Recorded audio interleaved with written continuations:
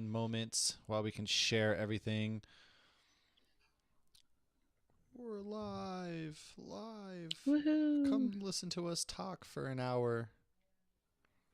Please, sir, may I have another? Let's see.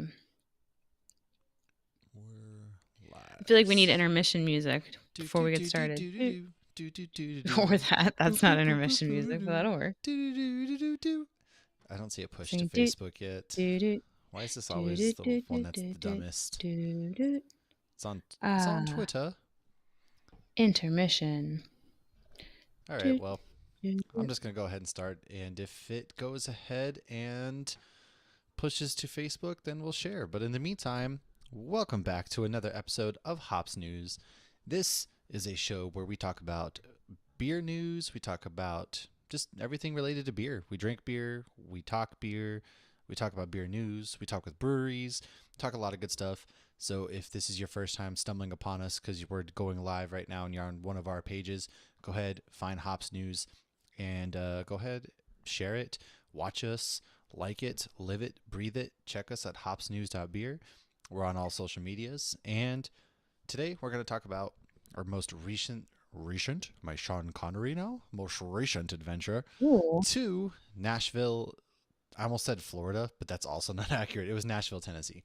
So we went to Nashville, had a good time. We all met up for the first time, all three of us together in person, that is, and had a really, really good time. I'm still struggling from that adventure. And then we're going to talk some beer news. We have a lot of beer news to cover, a lot of it. So buckle in for a good ride. I am drinking on this episode from Seattle, Washington, brewed fresh, a nice pot of coffee because I'm exhausted. It's been a long week at work since I got back. I don't know that I can actually drink beer yet. And so I'm going ahead and I'm just drinking some coffee right now. So that's what you get. Lauren, welcome. What are you sipping on over there? Not coffee. I don't really have any rhyme or reason. I just haven't had a tripping animal since we got back. So I am drinking the Mahi Did It. It's play on words. Mahi Did It. Mahi, like the dolphin. Yeah. And it's a triple. Like tuna. Or is that ahi? No, that's ahi. Oh, okay. No, the mahi, it's the mahi fish, but it's also called dolphin. So if you see dolphin on the menu, you're not actually eating dolphin unless you're maybe in some country that's eating dolphin, which is, I'm not cool with that. I don't know how that. But mahi is delicious. That's weird. I feel like that probably wouldn't taste good anyways. I feel like it tastes really rough or something. I don't know. I don't want to know. Probably. I've had gator. Gator's really chewy. I'm good off ever having gator again. I have breaking news. Hold on. Breaking news. Hot off the press. The voice in Zombies is 3. Zombies 3 on Disney Plus, everybody. This is hot off the press from Carrie. It's RuPaul is the voice of the mothership. I had no idea. I have no idea. So anyways, the hops in my beer, it's a triple IPA with Simcoe Cryo, Citra, and Citra Cryo hops, which is probably why it's so good. It's got all the Citra. It's a nice juice bomb. Interesting. Well, that's not as great as my news, but I'll take it. Your beer does look delicious. Yeah, so we went to Nashville, Tennessee this weekend, where we got to go ahead and meet with Brad and Mark at Common Law Brewing. We brewed a really delicious beer, which we're going to talk about here in a minute. If I was more technological savvy from my end right now, I would probably overlay videos and things like that. So yeah, unfortunately, you're just going to hear us talk, but go ahead and look at our social medias if you really want to see videos. Lauren's going to put together some really cool videos that will be on our YouTube soon enough. But we arrived, I arrived Friday at 3 p.m. and the second that I landed, so I flew to Minnesota from Boise first, stopped there, had a couple beers at the airport, which were really good. I had a couple really local beers. Falling Knife was one of them. They had a really good coffee blonde beer, which was really delicious. I'm a big sucker for coffee blondes. And then I had a black lager, which again, black IPAs, black lagers are probably one of my favorite styles of beer because they're so damn good. They're like a mixture of just heaven and earth all come together.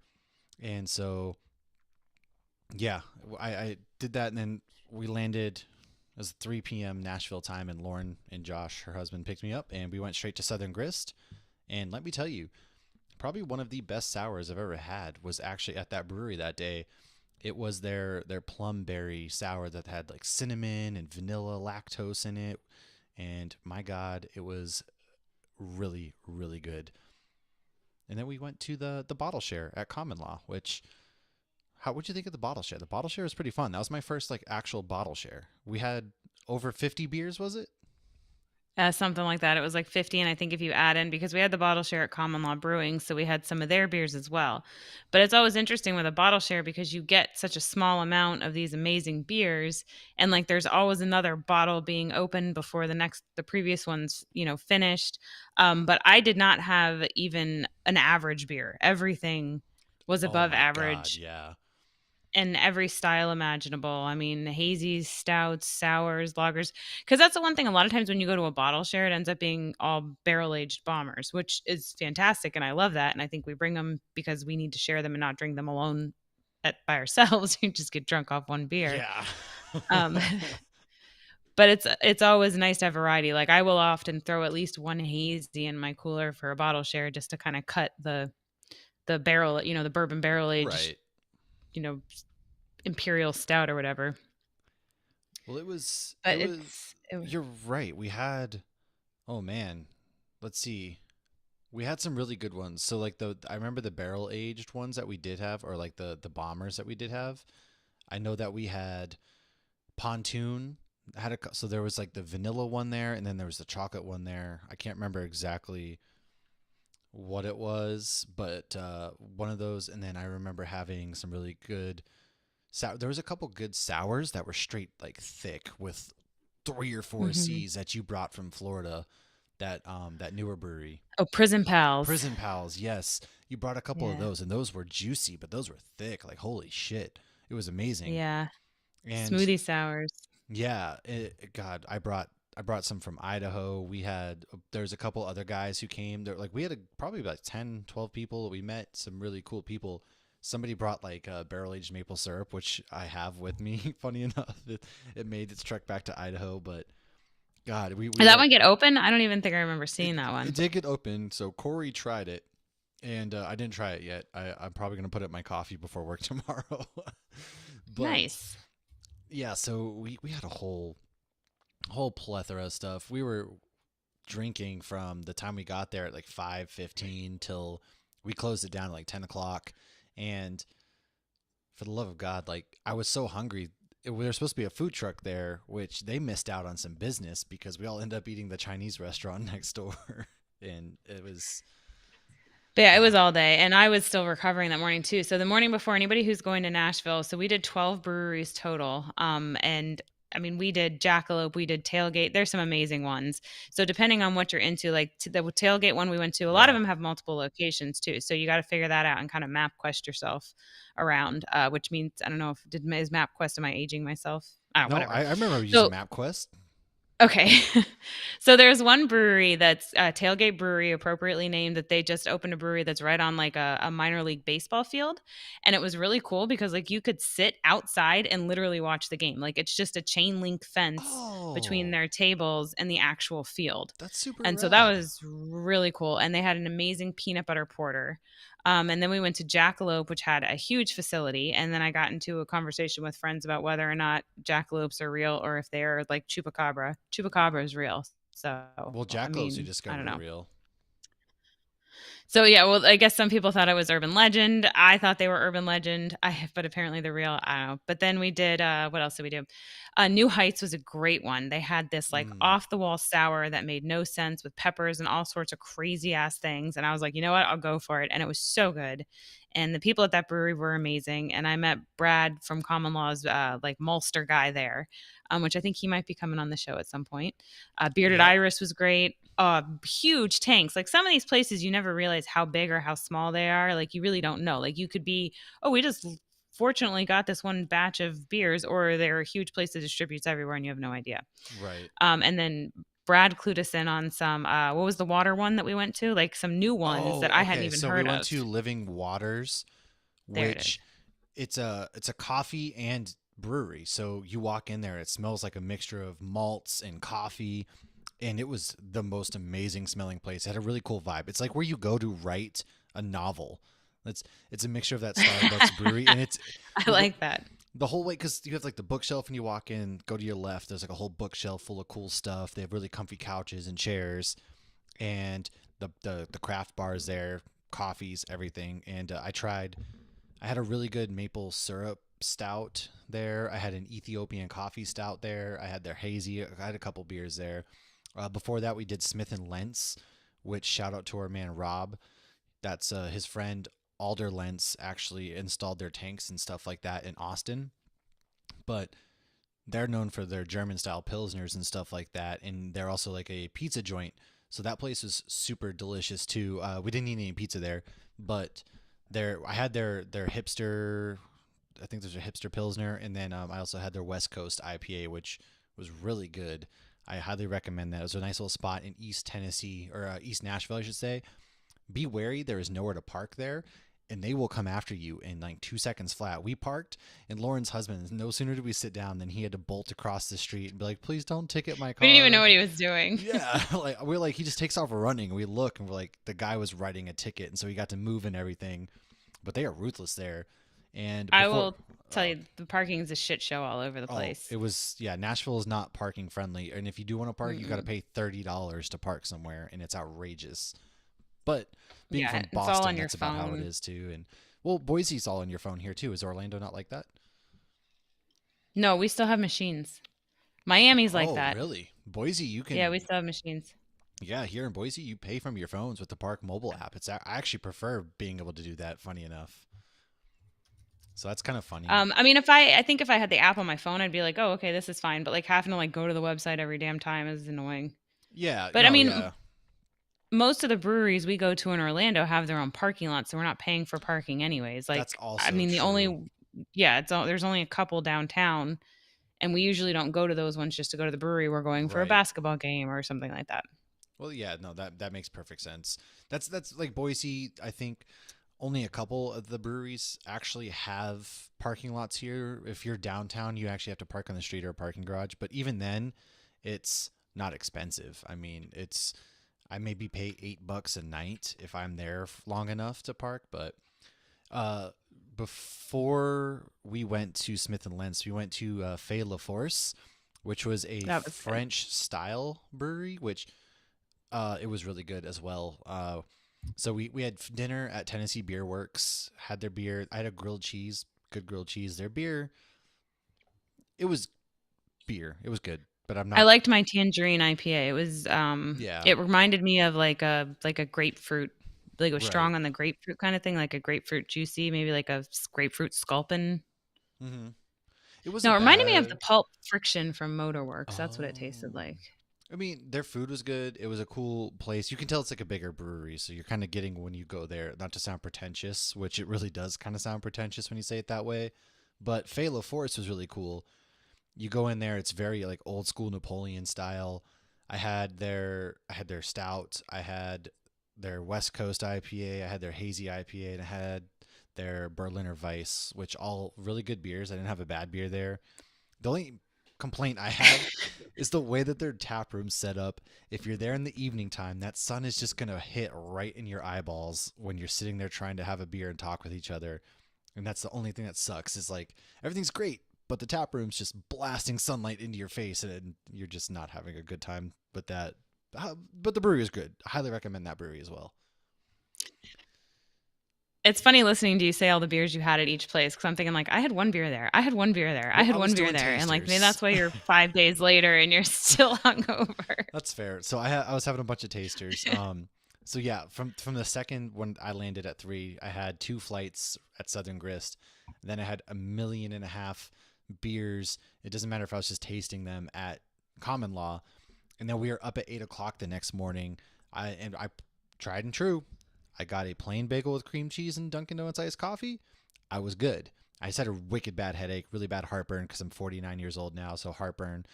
And we started brewing. It was like 9 o'clock in the morning. We got to Common Law and we started to brew, which the brew day process, amazing. So we got to the Common Law. We started to brew. We were moving the grains. We had like chocolate malts, and there was a couple other malts I can't remember off the top of my head that we were brewing with, and then 15 pounds of cereal. So we had Reese's Puffs, Cocoa Puffs, and Cocoa Pebbles that we brewed with. And let me tell you, it smelled delicious. Oh my God, the inside of that brew house smelled so good. If you walked out and walked back in, it just, yeah, Yeah. it smelled like chocolate. We were there brewing all day, and we ended up with 33 gallons of Serial Killer Porter. It's going to come out to probably be about 7.5% ABV because one of our floating pans was bent, and so grains and cereal were getting underneath that floating pan when the water was transferring. And so we ended up with some clog, and we ended up losing 5 gallons, which sucks. You never want to dump a beer, but I'd rather dump a keg than have to dump the entire batch and everything like that. So luckily we did get to brew. Lauren and I, even Josh got involved. Josh was dumping cereal in there too. It was awesome to see like Josh got involved because he He's didn't. probably sneaking it too. Yeah, I mean, my favorite part was the walk-in cooler. You'd get hot and we'd just take breaks going into the walk-in cooler, and they had their little kegs. And then Mark had tapped their last year's maple pumpkin beer. So I'm sitting there. I wasn't gonna drink, and then it was 9 a.m, and I started drinking then, and then we busted out all Yeah, the you were other the first beers. one to have a beer that morning. It was vacation. You know what are you gonna do? You got no kids. You got to start. But yeah, that's always my least favorite part of the tour is the cold room because it's so It's my fucking cold. favorite And then whenever a brewery person's like giving you a tour, I swear to God, they're in that room for like at least 5 minutes because just they're talking hot as about hell. something that's not even related to that damn It's because ice they're hot cold and they're trying to room. cool down. Yeah, Josh tried to lock me in there. I freaked out. Yeah, it was awesome. I mean, we got to drink a lot of beers there too. We had shared a bunch of beers. We had popped open the Barrique. Alchemist. Oh Yep, yeah, Brie. Alchemists. Their stout. We had Oh, Barrique, luscious. Prison Yeah. Pals. We had the Common Law beer. Yeah, we opened a lot of really good beers. New Realm, a couple of those, and then from there we pretty much took like a 30-minute power shower nap and we're out the door. And me, and Josh, we went to downtown. So everybody left after Living Waters, and we were They all like, made smart choices. they made smart. So Jeremy was the smartest. He left at like We made 7 fun after choices. Phala Force, and then Brad and Mark left.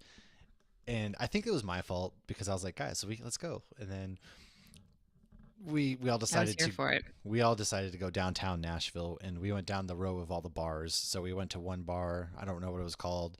I also didn't realize Nashville was the bachelorette capital of the world, apparently. But Yeah, I didn't know that everybody either was till I getting got married there. who was there. It was weird. Like everybody looked the same. They all had like all the maid of honors, and everybody had their one color, and then you had the bride to be, and it was so generic looking, but it was kind of funny. And the like tractors pulling groups of Oh, girls yeah, there's around that like tractors pulling people. It was hilarious. Like the whole street that was shut that down. worried me. I'm like, some poor drunk girl's gonna just like meet her demise when this guy has to hit the brakes. Or like the buses that were like open up the top, and people were standing up there Yeah. drinking and having a part. Like someone's gonna fall out of that thing. That's crazy. Yeah.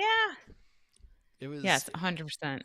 it was wild. But we went to the last place we went to, and we went to the rooftop, and then we had a couple of beers. You had your Guinness, I had the Yingling, and there's a band playing, which was all cool. It was fun people watching, that was for sure. Like getting to people watch, because I felt Yeah. like I'm 20 years older than everybody else that was out there, because it just kids. They're all kids. We see a mixture of people. But what's interesting about Nashville is all these bars on this place called Music Row, or it's got a few names, I think. Music Row, Broadway. I don't know. I'm sure Was a that what local it's could called? correct me. Was that where we were at? Yeah. Oh, okay.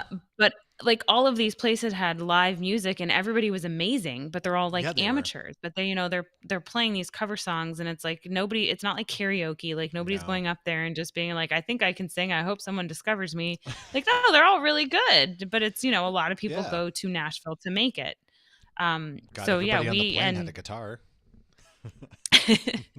well, it's funny. Brad told us, he goes, if you see anybody wearing boots, they're not from No, Nashville. like the hats, the boots, all of it.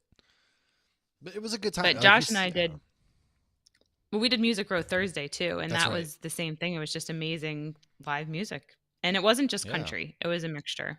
Well, I enjoy live music too. Like that's a lot of fun. You're just out there. There's live music and like the vibe and stuff like that. And it was a good time. And then after we got back at 2, and then the next morning we had to go to the airport. We were just toast. Like you recovered a lot quicker. I flew a total of like 14 hours in an airport just to get home. I got home at 2 a.m. the following night because I had to That's drive crazy. an hour after the airport. My flight was delayed, so I was feeling I'm telling you, rough. smart water with powdered Pedialyte. It cured me on Friday and it cured me on Sunday. because the Smart Water was has dead. electrolytes too. That's true. So you get the powder, you put it in there. I think it works better than the liquid IV.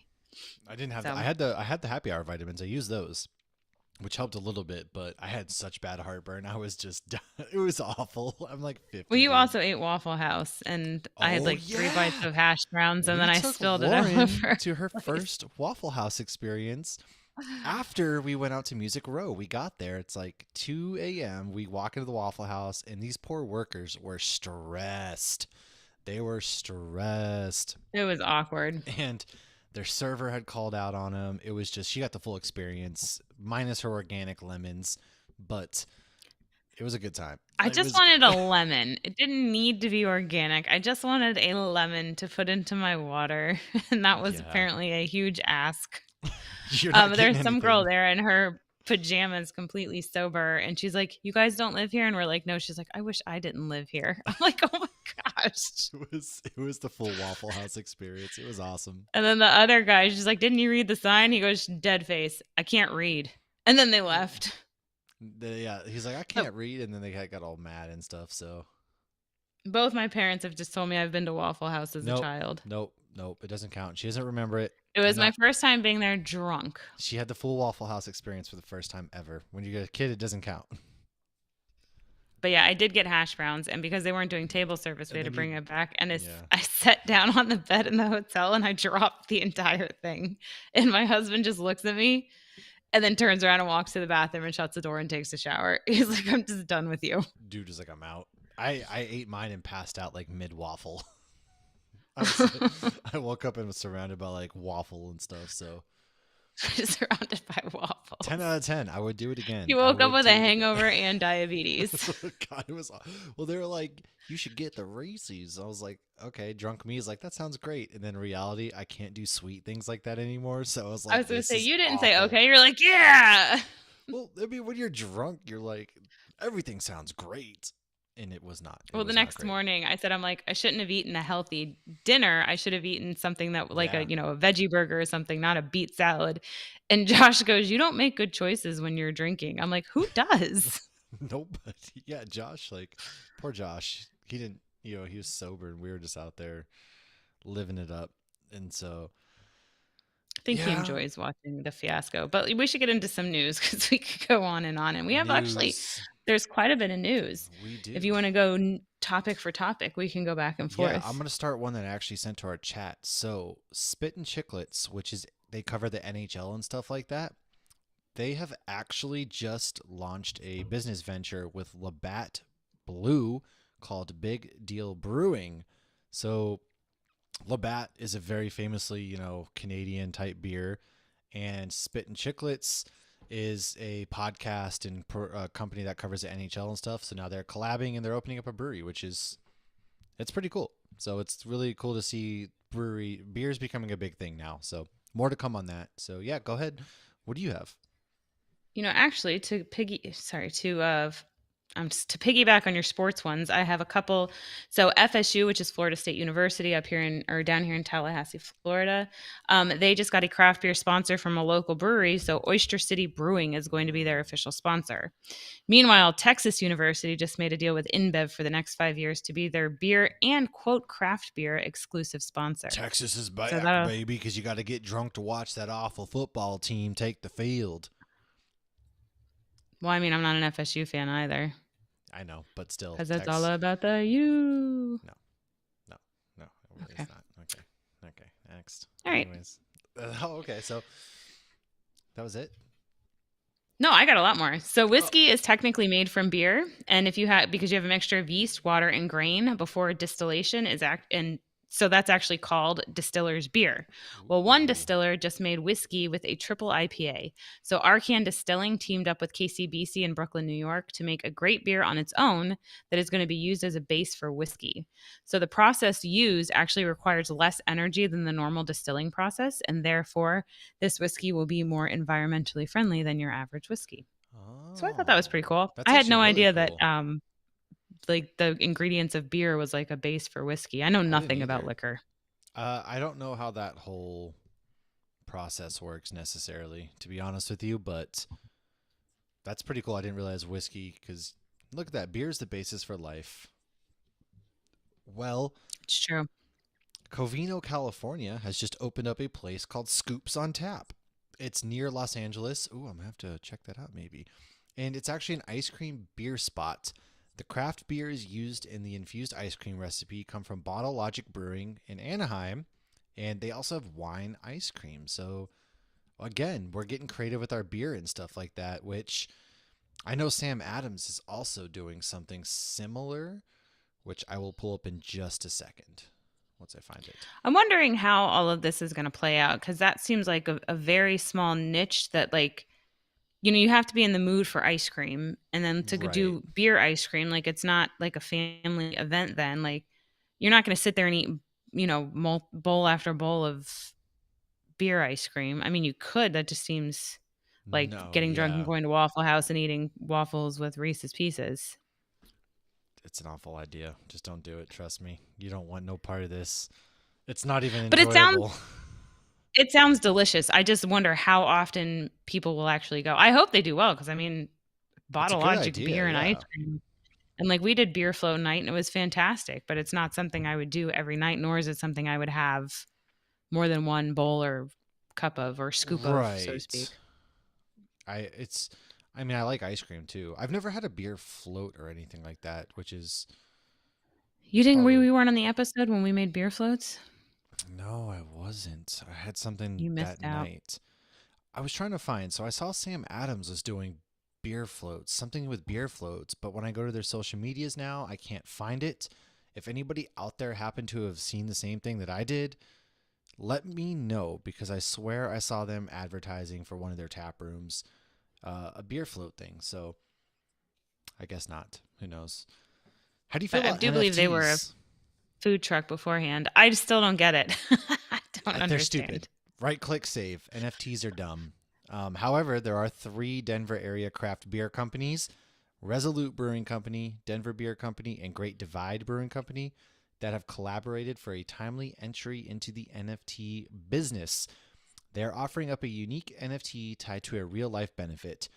This NFT, take a drink every time we say NFT, launches include 18 total NFTs available for purchase, with 6 offered by each participating brewery. Every NFT is unique and features a retro video game-inspired piece of art that also function as a ticket to an all-inclusive bus tour of the 3 breweries on July 30th. So basically what those are, they're just pictures. They're just pictures. You can right-click save these pictures. Like, I don't understand the appeal to... I don't get it. I'm sure I'm pissing off some trust fund kid out there somewhere, but, like, I don't get the appeal to NFTs at all. It's stupid. You heard it here. NFTs are stupid. We just lost some sponsors who were like, damn it, I was going to Hops News NFT you guys, but now we can't, and dang. But if you do like NFTs, you can buy the Hops News NFT by clicking the link below. Actually, if you click this link on your screen, go ahead and subscribe to our NFT business. Speaking of NFTs are stupid. I don't fully understand all of it, and I don't know if I would feel different about it if I did, but it's something that, like, I guess we're just shifting to everything's electronic now, and, like, there is value in art, and it's, like when an artist does a painting and then they reproduce, like, this is one of 300 of these and that's it. And so there's value in that. But that, I mean, I can hang on my wall, but some people literally do store art and they consider it, it's an investment and whatnot. So I feel like that's what they're going for. At least here they are giving you something in return that is actually, tangible. But I feel like a lot of it too, it's like anything electronic is invisible money. It's like on your credit card, like that money doesn't actually exist. Like the amount of money that's supposed to be in the bank is never actually in the bank. Like money is invisible. Money is I guess, I don't know. It really is invisible when you think about it.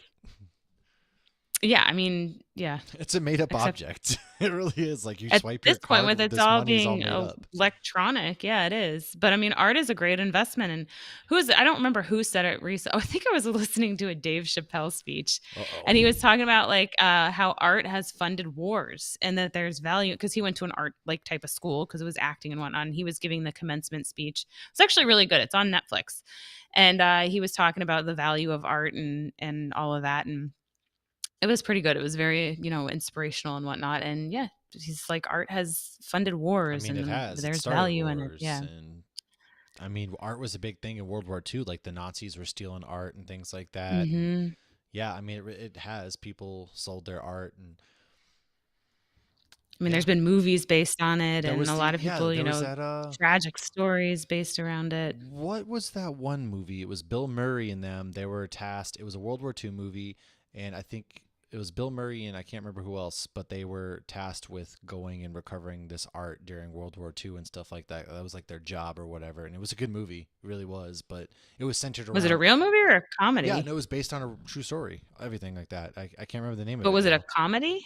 No, it was a war I just, movie. I, It was a huh. serious movie. It wasn't a comedy. It was, I mean, of course, with the cast that was ensembled into it, it was a bit of a comedic timing and things like that. But yeah, Right. it was centered around them going to The recover art. Monuments Men. Yes, that was it. Monuments Men. So It's got George Clooney in it and Matt Damon, Bill Murray, John Goodman, Dean, and some other people I don't know, and Kate Blanchett. yes, that was it. And it wasn't a bad movie. It was all about them going to recover art during World War II. Like, that was their sole job. It was pretty decent. Well, I think the one guy's the little guy that gets eaten in Jurassic Park Lost World. Oof. So yeah, Well, there you go. moving on. So, yes, I talked about FSU. Ugh, have you ever Wonderful. gone to a game with FSU playing? It's so annoying No, because they do the oh like 8 million times.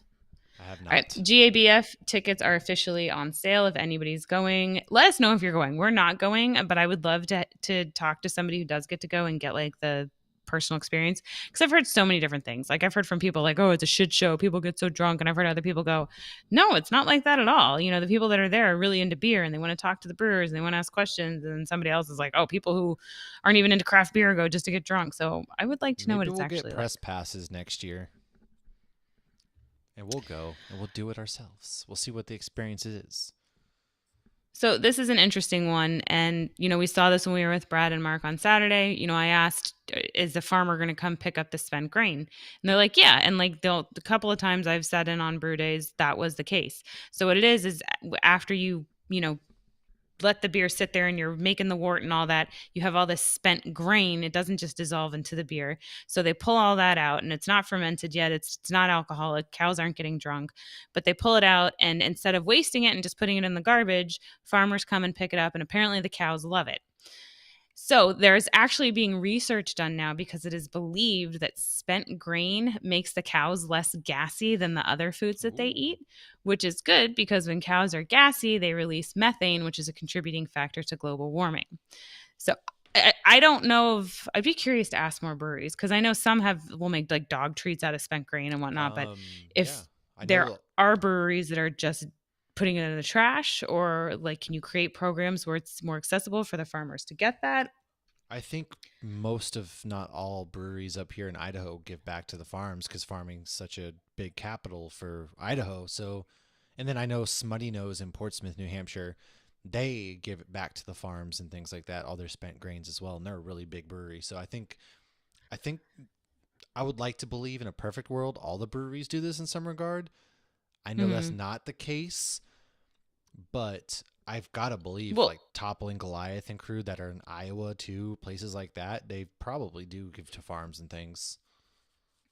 but if this is true, it's like in Florida, we have, I have a cow. I could walk to a cow right now. We have That's what I'm random saying. cows and Yeah. stuff. But if you have a brewery that's like in the city and it's hard for the farmer to come into the city to get it, or for the brewery I think the farmer always comes to them because I believe it's like you can have this for free, but you have to come get it kind of thing. But if it is harder for certain farmers and whatnot, and if this is true that it does make them less gassy and it's more beneficial for the planet, if there are programs that they can Right. do, like somebody goes around and picks up the spent grain from all the city ones, See, I because was we're thinking that. both. I am curious, like New York City, like Brooklyn, all them. Yeah. Somebody has to, because New York is also known for all their farms. So this guy's me Well, I will thinking. be in New York next week, so I will ask a brewer. That's okay. Okay, you might have to remind me, but I will ask somebody there while I'm there. I would love to know that. If anybody here beforehand lets us know, or if Lauren lets us know, I'm very curious to know, what do breweries in the city do? Because I can't imagine a farmer wants to drive in downtown New York City from upstate New York to I think that salsa commercial, New York City. Yeah, like you're braving the New York traffic and just the shittiness of it to go pick up some grain. Like, what's the cost benefit analysis of all that, especially with gas? So I imagine, what I would like to think is maybe all the breweries send it to a central location outside of the city that can be picked up. Maybe that would make a lot of sense. Yeah, we'll find out. I guess we'll find out. That's a good question. I never really thought about that. Well, I never considered the fact that it could be, I just thought like, oh, this is great, less waste. Which actually, I guess it would be twofold then, because if the spent grains aren't sitting in a landfill, because when things sit in a landfill, they're not getting oxygen, so they don't break down naturally the way that they should, and that creates methane gas as well. That's why it's very important, if you can, to compost, because you're putting less crap, so to speak, into a landfill and therefore emitting less gas. Who knew this was going to be such an environmentally educational beer podcast tonight? So yeah, you have less of that and you have less gassy cows. So there you go. So it's going to be the title of this episode. An gassy article cows. From 2017. I know should be this the is name of a beer dated at this point, but it said in worst case scenarios, urban brewers have no choice but to relegate their grain to landfill. But I know a lot of it, like Boston startup Against the Grain launches spent grains solution for breweries and farmers. So a Boston-based startup company, Against the Grain, will launch its circular economy-inspired business model for upcycling spent grain. So this comes from Brewbound. Designed to decrease disposal costs for breweries while eliminating the hassle of picking up and transporting the valuable materials for farmers, the company's innovative scheduling and services allow brewers and farmers to have more time for brewing and farming. So it looks like the company has helped a way for a number of breweries manage your spent grains. There's got to be a better way. So they have logistical challenges like the city and things like that. So it looks as though there's a network. They're building a network. They're doing seamless pickups and deliveries that are quick, clean, and quiet. So this is in Boston. The initial route was set to start last year. This is a 2021 article. It starts in Metro Boston. So breweries such as Brighton's Brado Brew House and Kitchen, Malden's Idle Hands Craft Ales, and Lamplighter Brewing in Cambridge. So they started this, and so they started this because the Mass Department of Environmental Protection has banned the disposal of commercial organic waste, such as grains from landfills, since 2014. So restrictions, all that stuff. So they pretty much diverted it. It doesn't say what the exact routes are, but it looks like this is a company that we were just talking about, like Against the Grain. So I'd love to. I'm gonna have to look them up further while we dive into some news and circle back to this one, because it's really interesting. This could be a whole rabbit hole. Yeah, no, 100%. I was thinking like this could be a good beer school, and then you go into like the water and all of that. So let's go on to one that is not even controversial, just complete and utter BS, for lack of a better term. New Jersey. And the article, one of the articles I saw, it's like New Jersey continues to be the armpit of America. And I was like, damn. But I mean, I've heard people say that we are the nether region of America down here in Florida. So all right. So New Jersey Division of Alcoholic Beverage Control recently put into effect, quote, ABC Special Ruling of 2019, end quote, which means as of July 21st, 2022, certain provisions have gone into effect. This is also called the Limited Brewery Special Ruling. So here are some of the provisions that I feel terrible for anybody who owns a brewery in New Jersey and for the consumer as well. Oh, yeah. So the passing of this ruling means New Jersey breweries are now limited to the following. 1, hosting only 25 on-site activities per year. This is events such as trivia, live music, etc. We have breweries that do stuff 4 times a week. Like, that's huge. 25 times a year they're capped at. They can only host 52 private parties a year. I don't know the exact definition. I don't know if that's like, we had my dad's 60th at Funky Buddha, or if that's like last night I hosted a Girls Pine Out event where we literally just had a couple tables for us. So I'm not sure what they mean by private parties. But that, that's 1 week private party. That doesn't seem too whatever, but still, why? The next one is they can only attend 12 off-premise events per year. So I'm assuming that means festivals and whatnot, which a lot of that's how you get your name out. And you know what? The breweries don't get paid for that. Nope. Like, and we were talking to Brad and Mark this weekend, and they're like, there are festivals that, they'll be like, oh, we'll reimburse you 100 or 200 there, but you end up spending more on that and bringing the beer there and everything. And you end up, these breweries give out stickers at festivals and koozies and whatnot. And that's them marketing. Most of the time, they're not getting paid anything.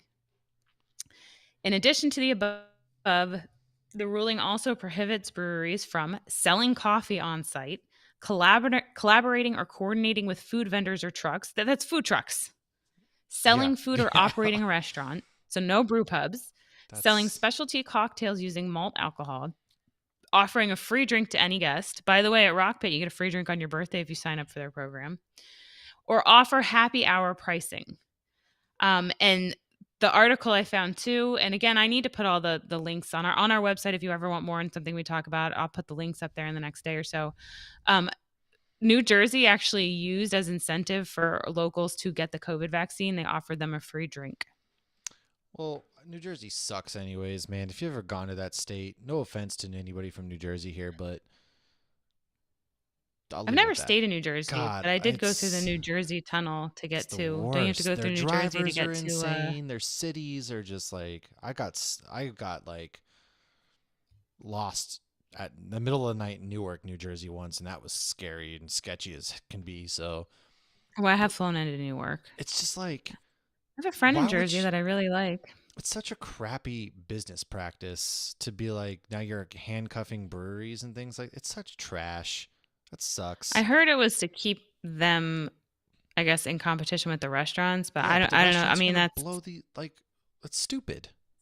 Right. And the 12 events a year, like that's, was it 12? We do trivia. Most breweries do trivia once a week. You host these run nights. You do all this other stuff. And so it's like, you can only do 12 things a year. There's 52 weeks in a year. Like, get real with yourselves. Like, if you're going to cap it, maybe 52 then. Like only one event a week. Why cap it? But why are you capping? There's no reason. Reason. You're just what you're doing is you're putting money into your economy by these breweries doing these things, and so you're paying the breweries who are providing these services, and they're providing bustling, robust, events and nightlife and things like that, and it's stupid. Micah just said "Heidi ho." That makes me think of Home Improvement. Heidi ho, neighbor. Oh. Yeah, we went two different places. I went with a Wilson. You went with Chucky. I went with the murderous doll. I went with the friendly, always knows what to say neighbor. Yeah. But I mean, it's they're intentionally thwarting competition, and like exactly. Isn't that what America's supposed to be based on? Is free market and not anymore. You got to have the good stuff to compete, and the events are so vital and the events are so fun. So actually last night we had a Girls Pine Out event at Rock Pit, and they do game night every Wednesday. And at first I was kind of like, okay, we're playing bingo. I don't like bingo. The only skill in bingo is you have to pay attention. There's no skill. However, I was unaware of what this bingo was going to be. It was 90s music bingo. So they would play like Dr. Dre or like all sorts. And of course it's a table of mainly like 30-year-old women. So we're, this is high school. And so that was the bingo. And then while they're tallying up the bingo, everyone's given like 4 or 5 Cards Against Humanity cards. And they shout out something, whatever Cards Against Humanity topic it is. And then everybody in the entire brewery that's playing the game turns in a card. And then the top, like the 2 of the top 3, if you made the Chris who owns the brewery laugh, you got an air high five. But then the person who made him laugh the hardest got a free beer. And then he calls you, everybody gets a raffle ticket. And then he calls everybody up. Like if you get called, I got called up at one point, I lost right away. But then he does different games. Like one was like a flip cup tic-tac-toe. So there was no chugging because we're all drinking beer anyways. So you had to like flip the cup, and then once you flipped it, you put it on like this tic-tac-toe thing. And another one, these it was like 2 women against each other. Oh yeah. And I was apparently not, I lost. And they had to stack all these like cups up and then put them down. This one girl was like magical. She stacked up these cups and then she just took one and went and they just all just went down. It was, I mean, she won. It was amazing. But they did 2 rounds of that and they just do like fun things in between it. And then obviously, you know, they have good beer and whatnot. So that was a lot of fun. So in Ivanhoe, like been doing themes and they'll do 4 events a week. They have drag Shark Week bingo on Monday. I'm like, if we have time, I might go do that. That sounds like fun. Yeah, that sounds awesome. I would. Oh, that sounds so much fun. New Jersey, I mean, 1 month and you could be done. Exactly. Other than your private parties. It sucks. So moving on, we have 6 southwestern Virginia farmers have grown a special variety of barley for state craft brewers as a part of the Regional Economic Development Group's program to spur off-season agriculture and limit shipping-related carbon emissions. Look at that. I love all these breweries and things. We're pioneering the way as far as helping the environment because somebody has to. The earth is way too. I was looking at the Weather Channel and the entire U.S. was like purple and it was like all these record-breaking heats. And I'm like, we're just cooking out here. We're literally just baking alive out here. And you got the ocean. I don't have that. I'm in the desert. Like I don't have relief. It's just cooking in the oven. So it's just crazy. Yeah. Well, you know, everybody was talking about the humidity in Tennessee. And I'm like, not once did I walk into my house and have my glasses fog up. Like I walked outside today and my glasses fogged up. Yeah. And then I got into my car and my glasses fogged up. I don't have that here, but that's just because it's 105 degrees of dry heat. And it literally feels like right. I think it's the humidity. Yeah. So from there, the maker of Harpoon beers is buying Long Trail in Vermont. I've been to both these places, really good beer. And they will continue to operate the Long Trail Riverside Pub in Bridgewater Corners, Vermont, while Long Trail beers will be brewed at the Harpoon Brewery in Vermont. Mass Bay Brewing, who owns Harpoon, their CEO and Long Trail CEO have been friends for a long time, so they decided to team up, and they're going to continue to be independent. I will tell you right now, Long Trail has really good fall-time beers. They have like one of those 12-packs, which is a variety, and Harpoon has things like flannel season beers, so they both make really good fall-time beers. And I've had Long Trail's IPA. They make good IPAs. Yeah, they're good. Both breweries are really good. So nothing's really changing there. Nope.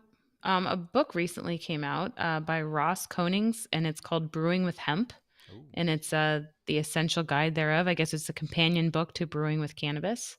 So if you're interested in any of that, you should go check out the book. Interesting. All right. The Erie County Fair has partnered with Hamburg Brewing Company and Try It Disturbing to make a cream ale brewed. Distributing. Oh, God. Try It Distributing. Sorry. They have cream ale brewed with deep fried foods, including funnel cakes and fritters. The head brewer described it as light, crisp, refreshing, and diabetic. Just kidding. He said fun. So I'm saying diabetic. It pairs well with anything deep fried or off the grill. And Erie County is actually in New York, and it will also be on shelves at Tops and some other retailers. So if you are in Erie County, take a look for that.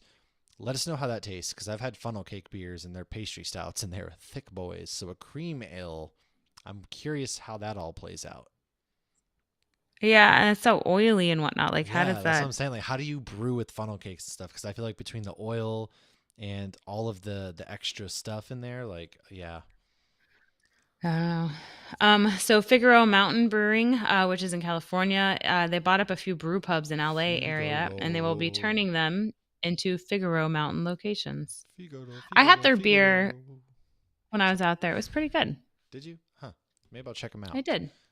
I'm going to Disney in a month from today. Actually, I go to Disney. So I had them when I was in. I don't remember where I was. It was near Santa Barbara. Oh, it was Solvang. I was near in Solvang. That's what it was. It's all the same to me. Which is north of LA. I probably won't go north. So this is a brewery I had actually like seen on a TV show or whatever, and we were in Portland, and as soon as I saw it, I was like, we have to stop right away. And they were so nice. It was such a great brewery. The beer was great, but they are sadly closing. So Hair of the Dog in Portland, Oregon has been around since 1993, and they were the first to barrel age their beers there. Well, the owner has decided it's time to retire, and the brewery has closed. He said the decreased sales due to COVID did impact his decision. However, until all their beer is gone, online beer sales will continue. That's cool. And when I read the whole article, it was kind of sad because he's like, when people found out they were closing, they like flocked there, and he's like, well, where were all of you how it last, always is, right? Like, oh, Yeah. I love that place. Oh, it's closing. We got to go there one more time. And that's when you get all these people who all of a sudden show up, and it's like, guys, where have you been? Like, if you loved us that much, you would have been supporting us. Like, where have you been? Right. It's like, well, this is awkward. Yeah, it sucks. Oh, I love this news. Denmark's Royal Unibrew is buying the Toronto-based Amsterdam Brewery. And part of the reason is they said this will help with supply chain issues because they can now brew locally, because apparently many European brands are having difficulty exporting, and brewing locally gives them more flexibility. That's cool. I want this one right here. Go for it. Death Row Records. Hey, yeah. So if you know anything about the rap game, all that, then you might know what this is about. So Second Chance Beer Company is released Death Row West Coast IPA on draft and in cans. It's a beer that pays tribute to the 30th anniversary of Death Row Records in 2022. The beer will be a 7% ABV with notes of citrus, pine, and grapefruit. The West Coast IPA will initially be available exclusively at Second Chance's Carmel Mountain Tasting Room and North Park Lounge, and soon after retail outlets to follow. Please, if somebody can get me a can of that, let me know, because I am all about Death Row Records. That's early night. That's just early 90s hip hop when the feuds are going East Coast, West Coast. Like, that's Tupac, Biggie. Like, that's it right there, man. That's like the music bingo I played yesterday. Lauren's like, yes, I know of that Biggie Smalls. I have heard of that Biggie Smalls fellow. Hey, you can't even, because that was like music when I was in high school, all right? Woof. I love it when they call me Big Papa. Woof. Did you just Home Alone me? Woof. This is music. I go woof. Okay, so this is actually a fun fact that I will be sharing on Geeks as well, and this is a direct quote from Brewbound. Quote, California Wild Ale, San Diego Sour House, and the city's only all-barrel-aged American sour brewery announced its 4th annual Comic-Con Tap Takeover. The brewery calls all space travelers, supervillains, gamers, Trekkies, Jedi, zombies, intergalactic bounty hunters, and more to stop by its Ocean Beach tasting room from July 21st to July 24th for a Comic-Con themed beer release and costume contest. One is their beers is called a Buzzed Lightyear, and it is a cold brew beer, and they have a Shang-Chi made with their homemade chai tea blend. How precious is that? It's a dream. I want to go there so bad.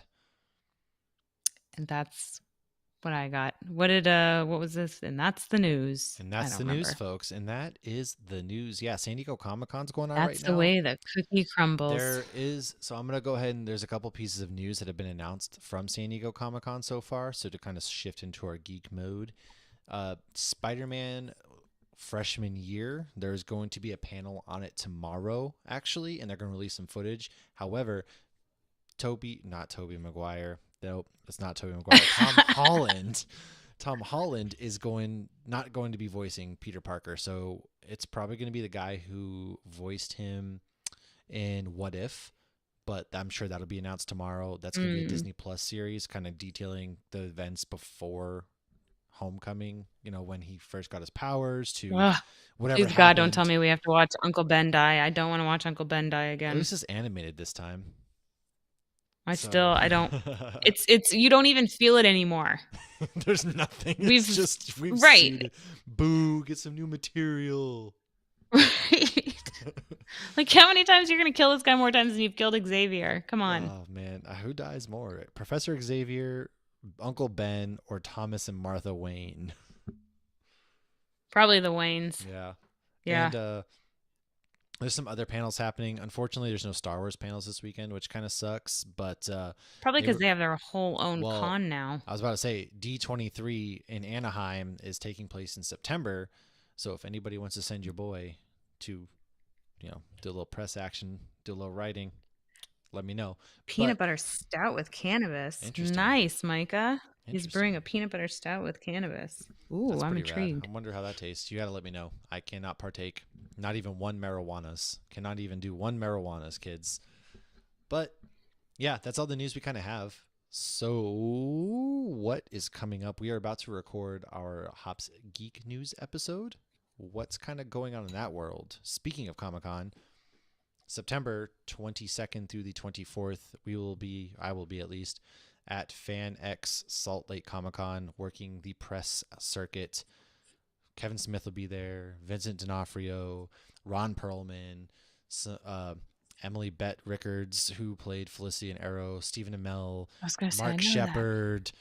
A lot of really, that's Crowley. A lot of good people are going to be at this con. So I will be there. And what else can we expect? What's happening? What's happening in our world? What do we got? So Sunday night starts Shark Week, and so we will be dropping Sunday night an episode with some fun facts with sharks, and you're going to get a little bit of shark education too, because sharks are friends, and that's all we have coming up with the geeks right now. But I mean, there's a lot of, we just kind of closed up a chapter where there was so much content, and we're about to open another one where there's going to be so much content. So be ready for She-Hulk, and Walking Dead is coming back, and Andor, and then Lord of the Rings, which I'm so excited about. Lord of the Rings. I'm not. I don't like Lord of the Rings. You should be. But I'm going to be a trooper. You should be. You know what? You watch the first 3 episodes of Supernatural, and I will watch Lord of the Rings too. But I've already done like multiple Supernatural episodes. I'll tell you what. You come to Salt Lake City with me to the Comic-Con, and I will watch the entire series.